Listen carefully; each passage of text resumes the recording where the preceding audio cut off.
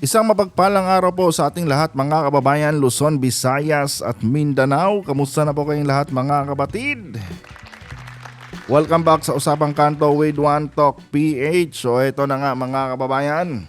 Sa bidyong ito mga kabatid ay magbibigay po tayo ngayon ng ating opinion at reaksyon patungkol dito mga kababayan sa isang vlog ni Attorney Rowena Guanzon kasama po itong si Cathy Buni. Na kung saan mga kababayan, imbis po na alam mo yon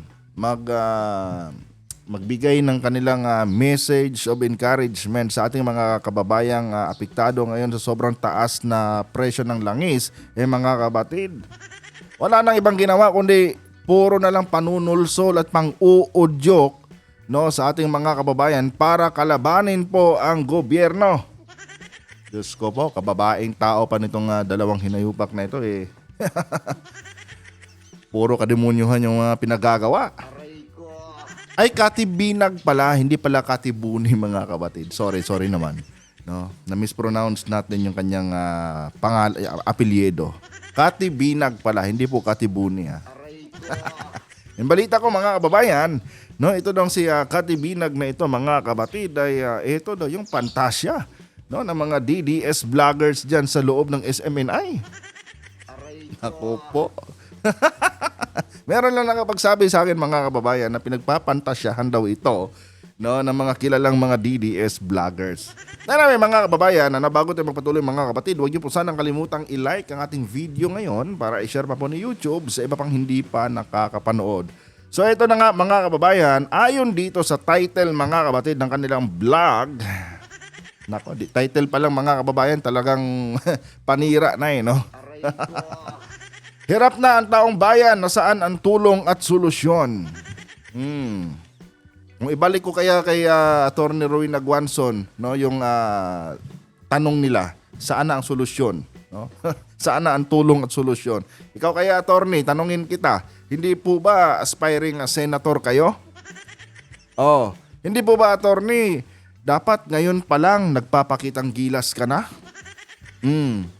Lalo na't may tawag nito, may nararanasan tayo ngayong krisis sa langis na kung saan malaki po ang epekto nito sa ating ekonomiya.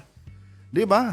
Hindi ba dapat attorney, ngayon pa lang, no, sinisimulan mo nang tumulong sa iyong mga kababayan?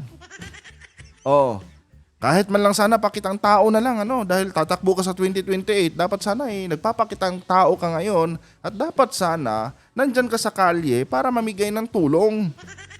Para naman may makita ang tao sa'yo, may makita ang taong bayan sa'yo na, itong si Attorney Guanzon, ang bait talaga no?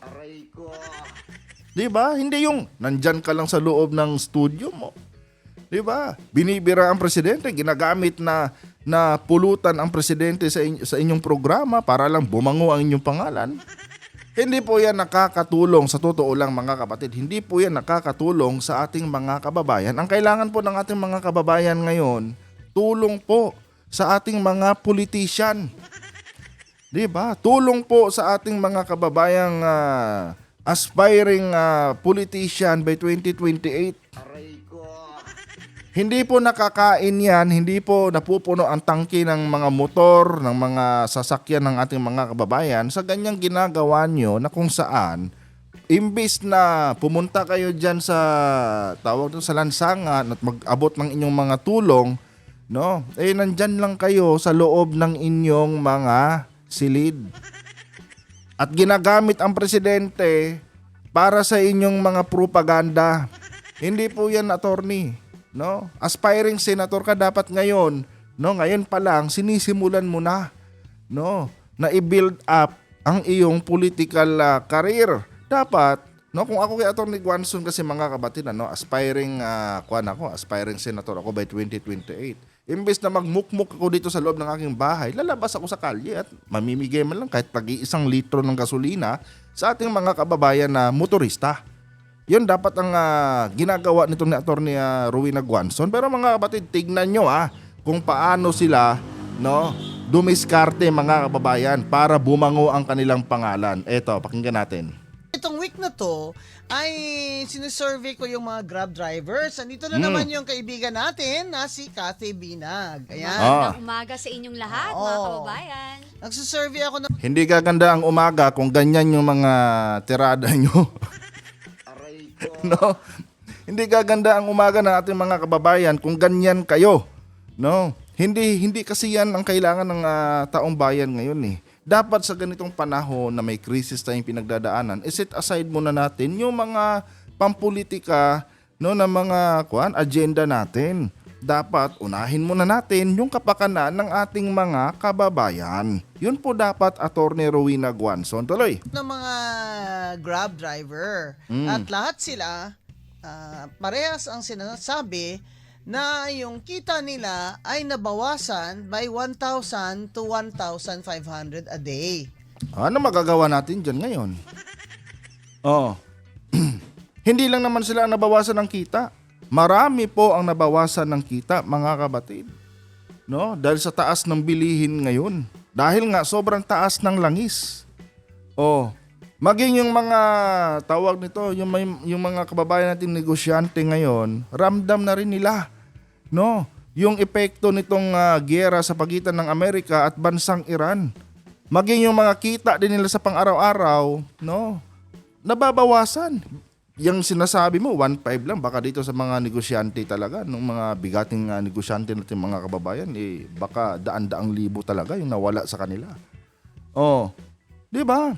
I mean, hindi na natin yan maiiwasan ngayon dahil patuloy ang digmaan sa pagitan ng Iran at bansang Amerika. Hanggat nandyan yan, no? Hanggat nagigera sila dyan, nagbabagsakan sila ng kanilang mga naglalakihang mga missile dyan, hindi yan magbabago ang presyo ng langis. Yun po ang totoo dyan, mga kapatid. Kaya huwag mong gamiting tawag to propaganda, itong mga sinasabi mong sinusurvey mong mga Grab driver na yan. Hindi lang sila ang apektado, halos lahat ng mga Pilipino ngayon apektado sa nangyayaring giyera sa pagitan ng Amerika at bansang Iran. Tuloy. Grabe yun, Kati. Sa 1,000, ilang pagkain na yun at pamasahe ng mga estudyante nila, di ba? Kaya itong... Pero honestly mga kapatid, sa totoo lang, no? Sa kabila ng mataas na presyo ng langis ngayon mga kababayan sa mga gasolinahan dito sa loob ng ating bansa, mga kapatid, ang dami ko pa rin mga nakikitang mga kababayan natin na alam niyo yun, nasa mahirap na kalagayan na kung saan nag-iinuman pa rin mga kapatid, no, tuwing gabi. Oh, di ba? It's more fun in the Philippines talaga mga kababayan. No, maging kayo siguro mga kababayan, ano? Diyan sa inyong mga kapitbahay, no, na kung saan mga kapitbahay niyo mga mahihirap, no? Nakikita niyo rin siguro 'yan. Na kung saan 100 na ang presyo ng langis, mahigit na 150, kung hindi ko nagkakamali, no? Mahigit na 150 ang presyo ng krudo, pero mga kababayan, nakakaubos pa rin sila ng 5 2x2, no, or isang kahang Red Horse, no, buong magdamag. Oh. 'Di ba? Kaya minsan mga kabatid, no? Huwag puro ayuda talaga. Hindi ako sang-ayon talaga sa ayuda no? Kasi nga mga kababayan, para bang tinotolerate natin yung ating mga kababayan na maging tamad palalo, no, sa kalagitnaan ng krisis. Kasi nga may inaasahan silang matatanggap 'Di ba? I mean, real talk lang to mga kababayan. Magpahanggang ngayon, ang dami kong nakikita mga nagsasabing mahihirap daw sila pero nag-iinuman pa.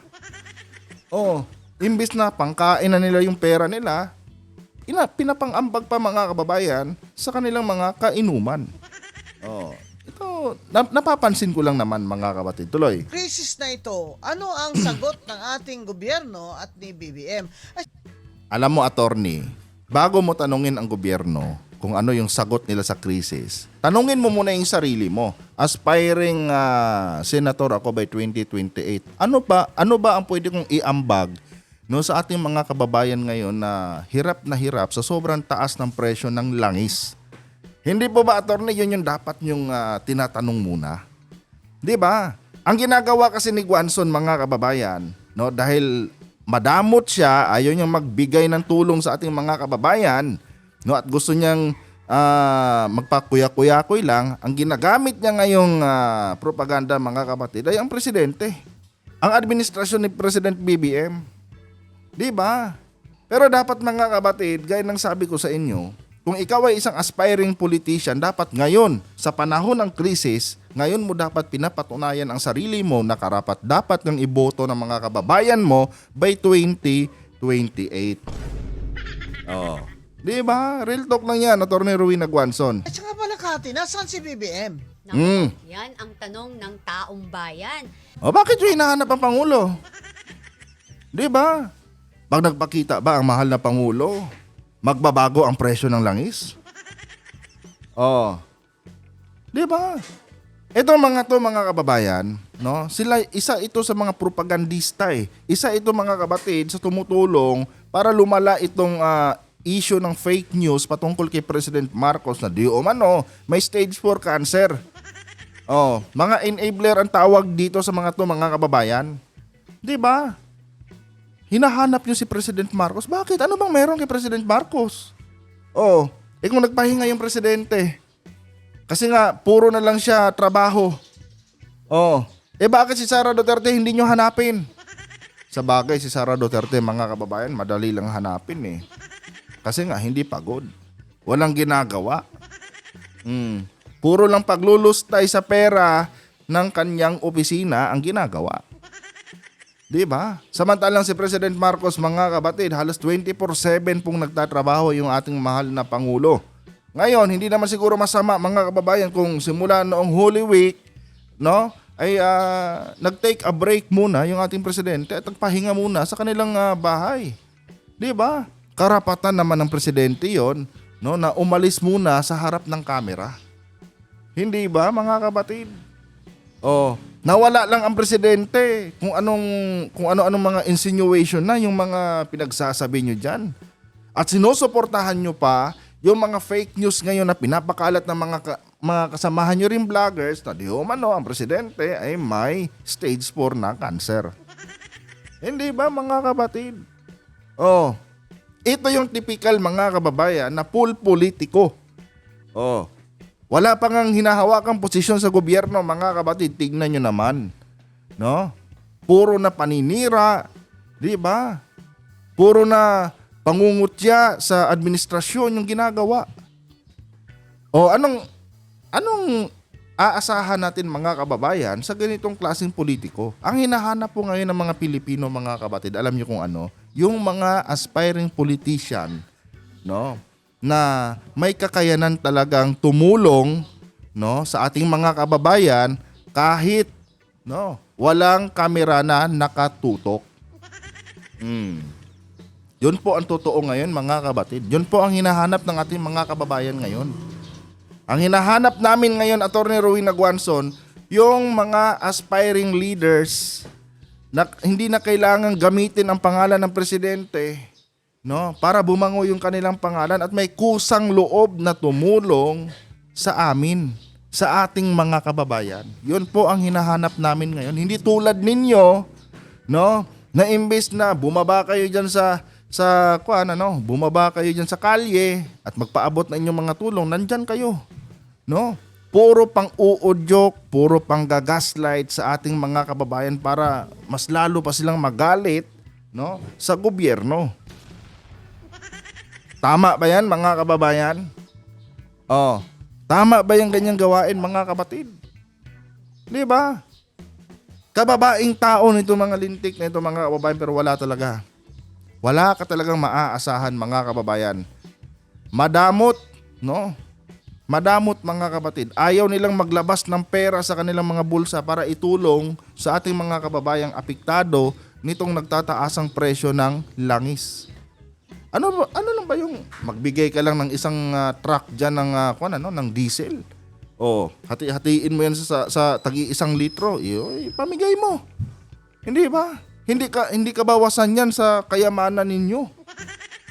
Oh. Dapat sa inyo, bawas-bawasan nyo rin yung sinasahod nyo galing sa China. Kayong mga DDS na aspiring politician by 2028, bawas-bawasan nyo rin yung pondo na ibinigay sa inyo ng China. Gamitin nyo naman yan kahit papano. Di ba? Bumili kayo ng tag-iisang truck dyan ng langis, krudo o gasolina. No? At ipamigay nyo sa ating mga kababayan para maniwala naman kami na may kakayanan kayong tumulong. Pero kung ganyan lang kayo na ginagamit nilang pulutan ng presidente para mapansin kayo, ngayon pa lang sinasabi ko na sa inyo, sa inidoro ang bagsak ninyo. Tuloy.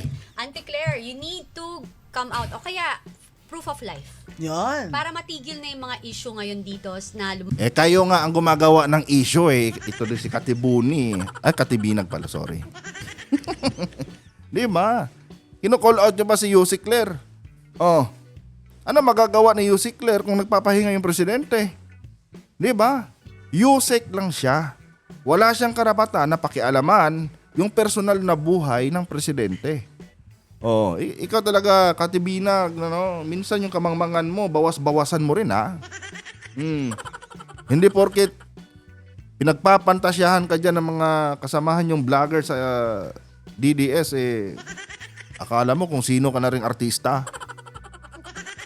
Di ba? Bawas-bawasan mo rin yung katangahan mo, Inday. Oh, atupagin mo na lang yung mga anak mo. Hindi yung, Diyos ko po.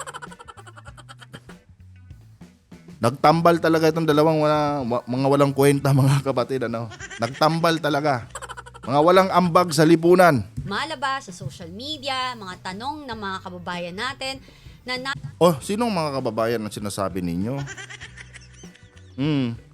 Di ba? Kami kasi hindi kami nagtatanong Dahil understood na namin na napapagod din ang mahal na Pangulo dahil may edad na yan kami nga Ako nga, di ba mga kapatid? Ilang taon pa lang ako. Kumpara sa edad ni President BBM, napapagod nga ako halos 2 buwan nga akong walang content Di ba? Kasi parang nabe-burn out din ako tapos ang dami ko pang ginagawa. How much more pa yung presidente, mga kababayan, na buong Pilipinas yung kanyang inaatupag. Hindi naman robot yung presidente. Hindi ba? Hindi robot yung presidente. At least, si President BBM, tuwing may mga kalamidad, tuwing may mga tawag nito, tuwing may mga sakuna, 'di ba? Laging nandyan ang mahal na Pangulo. Kumpara naman dati kay Tatay Digong nyo. 'Di ba? Nagka-landslide na lahat doon sa isang parte ng Benguet 'yun. Nagka-landslide na lahat. Si President yung Tatay Digong ninyo andon, nakakulambo. 'Di ba? Mga kapatid. Walang dapat sagot na ibigay sa inyo si Yusik Claire Castro dahil labas na siya sa personal na buhay ng mahal natin na Pangulo. 'Di ba? Pero syempre kailangan nyo kasing gawin yan dahil alam naman natin na kayo po ay parte ng destabilization na nangyayari ngayon sa ating bansa. 'Di ba? Binabayaran kayo para gawin yan. Pero sana mahiya-hiya naman kayo sa mga anak nyo. Lalo ka ng Katibinag, ilan yung anak mo? 'Di ba? Pagdating ng araw, yan yung makikita ng anak mo, ay ganito pala yung nanay ko. Yung nanay ko pala dati, isa pala ito sa mga nang-uudyok sa mga Pilipino para kalabanin ng gobyerno.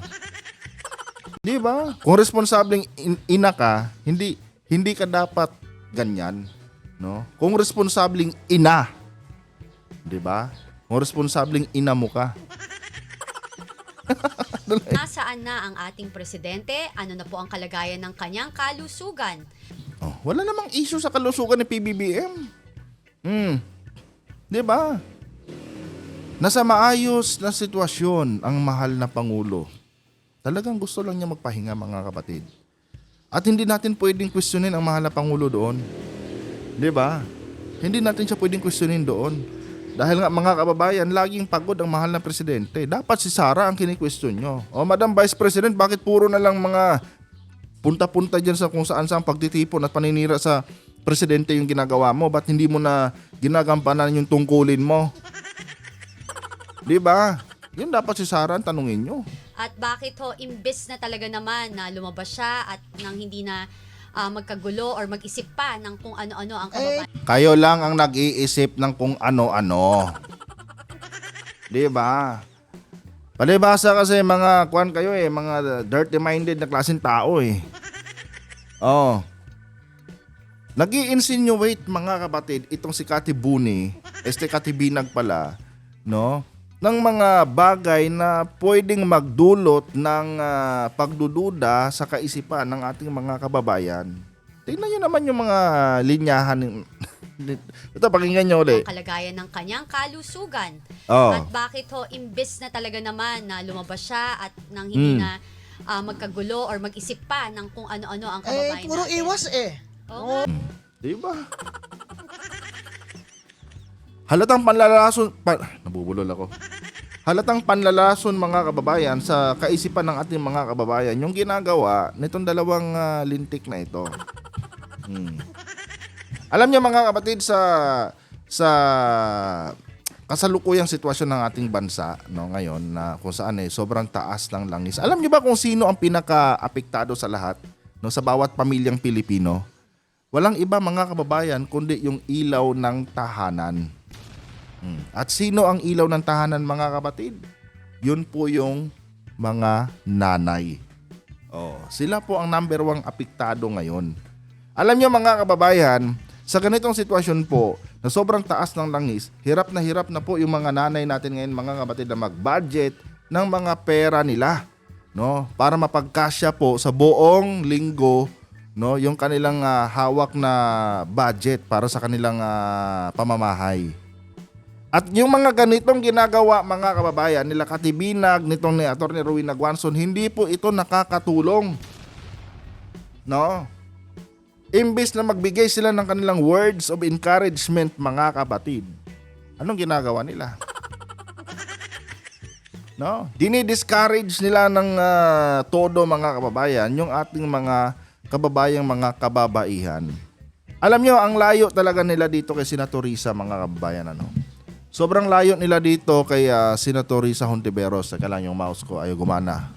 Yan, ito. Tingnan nyo naman ito si Senator Risa mga kababayan. Alam niyo si Senator Risa, napaka-active niya ngayong panahon ng tawag krisis. Bukod sa kanyang pagiging senadora mga kapatid, nagagawa pa niyang mag-ikot-ikot sa bawat lugar dito sa ating bansa at magbigay ng kanyang mga words of encouragement sa ating mga kababayang mga kababaihan. At dahil dyan mga kababayan, palakpakan po natin si Senator Risa Hontiveros. Alam niyo kung bakit ko binobrought up ito mga kapatid? Dahil nga itong sila Senator Risa Hontiveros mga kababayan, ay certified ito na anti-Marcos. Pero mga kapatid, narinig niyo na ba na ang isang Risa Hontiveros pumunta dyan sa kung saan-saang mga sulok mga kapatid, kung saan-saang mga pagtipon-tipon tapos sinisiraan ang presidente? May narinig na ba kayong ganyan na ginawa ni Senator Risa? Wala mga kababayan. Dahil itong sila Senator Risa, naiintindihan nila yung totoong sitwasyon ngayon ng ating mga kababayan. At alam nila na yung mga pamumulitika na mga bagay mga kapatid, hindi po yan ngayon nakakatulong sa ating mga kababayang mga Pilipino.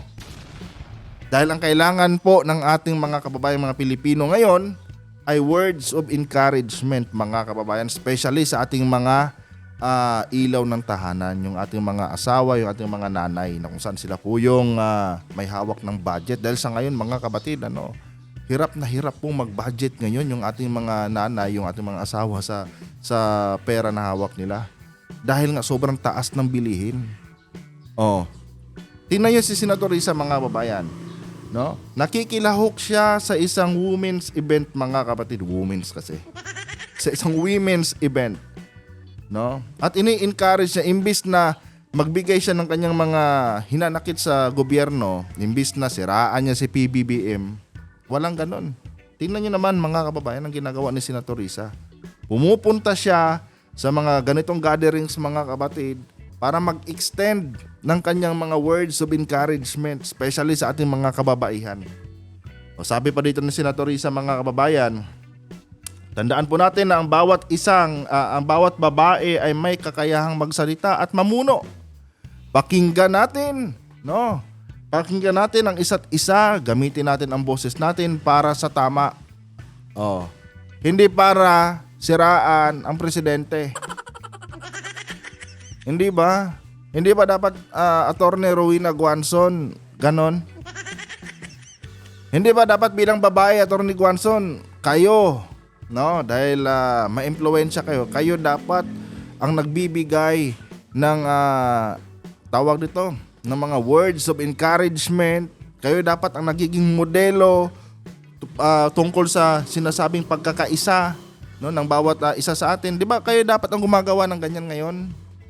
Oh. Pero saan kayo? Nandyan kayo. Nagpapakalat ng disinformation sa taong bayan. Imbes na tulungan nyo, kahit kaunting tulong man lang sana, no? Kasi alam naman namin na milyon-milyon yung pera ng bangko ninyo.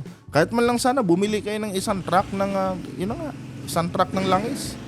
Hatiin nyo sa tagi-1 litro tapos ipamigay nyo. Wala man lang ganun. Imbes man lang sana na i-encourage. Ikaw, Katiminag, di ba? Kananay mong tao. Pagkakaalam ko, 4 o 5 yata anak nito. Oh, dapat ikaw, isa ka sa mga nag-i-encourage ngayon sa mga kapwa mo nanay. Na mga mamis, mga lola, mga lolo. Oh. Talagang kailangan nating mag-budget ngayon, no? Kailangan nating magtipid. Tiis-tiis muna tayo. Kasi pag si Inday Sara na, wala nang ganito. 'Di ba? Kahit mga ganyan man lang sana, sa mga ganyang paraan sana makakatulong kayo. Pero yung mga ginagawa nyo ngayon, kahibangan na yan. Walang kakwenta-kwenta yan. Talo pa kayo ni Senator Risa Hontiveros sa totoo lang. No? Kasi ito, certified to, no? Itong mga dilawan, certified talaga na opposition yan. Pero mga kababayan, narinig nyo ba sila? Narinig nyo ba itong sila Senator Risa Hontiveros na binibira ang mahal na Pangulo ngayon? Sila mismo kasi alam na nila na kahit anong gawin ni President BBM, no? Kung talagang kapos ang langis, no, galing doon sa ating supplier, wala talagang magagawa ang gobyerno. Hindi ba? Alam na nila yan Ito dapat ang tularan ninyo, mga kababayan. Sa kabila ng sobrang daming mga tawag dito, discrimination dito kay Senator Risa, ito mga kapatid, patuloy pa rin sa kanyang mga ginagawa. No? Pinagsabay-sabay na niya yung trabaho niya bilang senadora, bilang mambabatas, tapos dito din sa kanyang mga advokasya na lumabas din sa kalye, mag-encourage ng ating mga kababayan, no? Kailangan natin lumaban araw-araw sa kabila ng mataas na presyo ng langis. 'Di ba? Yan yung mga ginagawa ni Senator Risa, mga kapatid. Mamaya may magsasabi dyan gusto mo lang i-promote si Risa Ano magagawa ko? Yun naman talaga ang ginagawa ni Senator Risa. Mababago nyo ba to? Ito naman talaga ginagawa niya Masisisi ko ba siya kung hindi niya sinisiraan ang presidente? Hindi niya ginagamit yung sitwasyon ngayon para i-take advantage, no? Ang 2028? Masisisi ba natin si Senator Risa dito, mga kababayan? Ito yung nakita ko sa kanya Naka-follow ako sa page niya Kaya natural lang dumadaan sa feeds ko to. Ito kasi, alam nyo, wala namang nilalang ang Diyos, mga kapatid, na wala namang nilalang ang Diyos na likas na masama. Pero itong mga to, panigurado ako, mga kababayan, hindi po Diyos ang naglalang sa mga hinayupak na to. Alam niyo na kung sino, mga kapatid. Alam niyo na kung sino. Anyway, mga kababayan, hanggang dito na lang po yung ating video. Diyos ko po. Huwag na natin patapusin to. Kayo na lang manood, mga kababayan, kasi maiirita lang talaga kayo pagka pinakinggan nyo yung mga pinagsasabi nila dito. Basta ito lang ilagay natin sa ating mga isipan, mga kapatid. Ang mahal na Pangulo po ay tinitake advantage yung nakaraang Holy Week. Dahil yun lang po mga kababayan ang nakikita niyang panahon para po ay makapagpahinga siya. But it doesn't mean mga kapatid na wala pong pakialam ang mahal na presidente natin sa mga nangyayari ngayon. 'Di ba? Kaya nga may mga staff siya eh. Kaya nga may mga secretary siya eh. 'Di ba? Kasi in behalf sa kanyang absence mga kababayan, nandyan yung mga secretary na yan. Hindi niya kailangan patunayan mga kapatid, no, na okay yung kanyang yung kanyang kalusugan. Dahil mga kababayan, hindi naman ganoon ang presidente. Kung merong mali sa kanyang katawan, kung meron siyang nararamdaman ngayon, hindi po yan magdadalawang isip na i-inform ang publiko. And I'm sure mga kababayan, na 24/7 naman pong may kasamang mga medical team ang ating mahal na Pangulo. 'Di ba? Yung mga ganitong klaseng aspiring politician mga kapatid tulad ni Guanzon, huwag niyo nang bigyan to ng boto niyo sa 2028. Dahil sa panahon ng krisis ngayon mga kababayan, no, hindi dapat pamumulitika ang inuuna. Ang dapat inuuna ngayon mga kapatid ay pagserbisyo po sa taong bayan. Kung aspiring politician ka, ito na sana yung pinaka-right time eh. Na patunayan mo ang sarili mo na karapat-dapat ka sa posisyong gusto mong takbuhan by 2028. Pero nakita naman natin mga kababayan kung ano pong ginagawa nitong ni Atty. Rowena Guanzon. Nandyan lang sa loob ng kanilang selda. Nakaupo, nakaharap sa mikropono, nakaharap sa kamera at sinisiraan ang gobyerno. Hindi po yan ang kailangan ng taong bayan. Ang kailangan po ng taong bayan ngayon, mga aspiring politician na may kusang loob na tumulong sa ating mga kababayan kahit paman wala pa sila sa posisyon na gusto nilang takbuhan sa darating na halalan. Tingnan niyo si Senator Risa. Hindi po dahil suportado ko si Senator Risa mga kababayan kaya ko pinopromote itong mga pinagagawa niya. Comparison po ito mga kapatid, no, sa parehong mga babae. Itong dalawa na to, salot sa lipunan to mga kababayan, pabigat sa lipunan. Bakit kamo? Imbis na i-encourage nila yung kanilang mga kababayan, no, ang ginagawa po nila mga kapatid, panunulsol. Pang-uudyok para magalit sa gobyerno ang taong bayan. Etong legit na oposisyon, ito ang ginagawa mga kapatid. No. Nag-i-extend ng kanyang mga words of encouragement sa kalagitnaan ng krisis na pinagdadaanan natin ngayon. Ito ang dapat na suportahan na klaseng leader. Kung tutuusin mga kapatid, hindi na dapat gawin ito ni Senator Risa dahil nasa posisyon pa siya ngayon eh. Hindi ba? Pero mga kababayan, nakikita natin na itong si Senator Risa po ngayon mga kapatid ay hindi niya tinitignan ang kulay ng politika. Kung ano yung kaya niyang maitulong sa ating mga kababayan, ginagawa niya. Di ba? Yun lang po yun mga kababayan. Anyway guys, hanggang dito na lang po yung video natin. Kung nagustuhan niyo po yung ating content, huwag kalimutang mag-subscribe at pakilike yung ating video ngayon para i-share pa po ni YouTube sa iba pang hindi pa nakakapanood. Hanggang dito na lang.